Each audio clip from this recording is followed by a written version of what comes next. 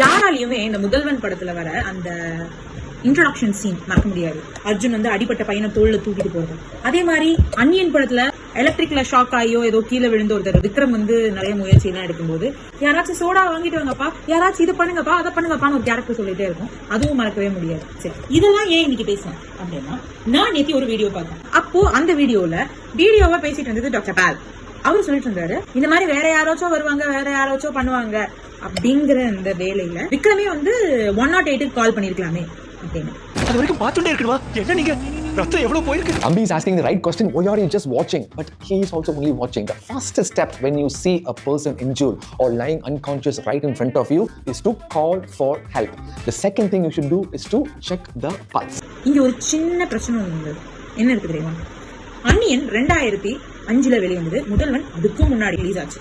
சரியா? இந்த 2 படமும் ரிலீஸ் ஆகுற டைம்ல தமிழ்நாட்டுல 108 வசதியே கிடையாது.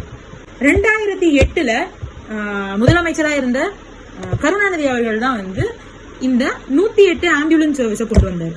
இதுல இன்னும் சொல்ல போனா இந்தியாலேயே அன்னியன் படம் ரிலீஸ் ஆகும்போது இந்த 108 அப்படிங்கிற சர்வீஸ் கிடையாது. மேபி அது மாதிரி வேற ஏதாச்சும் ஒரு மெடிக்கல் எமர்ஜென்சி ஸ்கீம் இருந்திருக்கலாம்.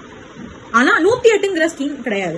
மணிப்பூர், அருணாச்சல் பிரதேஷ் அந்த மாதிரி இடத்துல ஒரு சில இடத்துல 108 அப்படிங்கிற அந்த எமர்ஜென்சி சர்வீஸ் கிடையாது.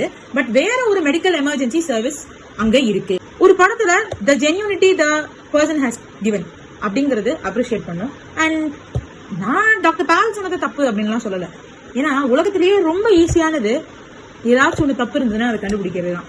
திருவிளையாடலையே சொல்லியிருக்காங்க. அதுதான் நான் பண்ணேன். ஒன்று நிச்சயம் ஐயா, என்ன பாட்டெழுதி பேர் வாங்க போறவர்கள் இருக்கிறார்கள், குற்றம் கண்டுபிடித்தே பேர் வாங்க போறவர்களும் இருக்கிறார்கள். சிரிக்காதீர்கள், இதில் நீர் எந்த பிரிவை சேர்ந்தவர் என்று உங்களுக்கே தெரியும் என்று நினைக்கிறேன். ஒன்று நிச்சயம் ஐயா, உண்மை மாதிரி 2 புலவர்கள் வேண்டாம், ஒருத்தரே போதும், இருந்தால் உலகம் உருப்படும். அதான் நான் பண்ணிருக்கேன். அவரோட வீடியோவை நிறைய பேர் பாப்பாங்க. நான் பார்த்த வரைக்கும் கமெண்ட் செக்ஷன்ல இந்த மாதிரி ஒரு கமெண்ட் இல்லவே இல்லை. இது எப்போ உங்களை ரீச் ஆகும்னு எனக்கு தெரியாது.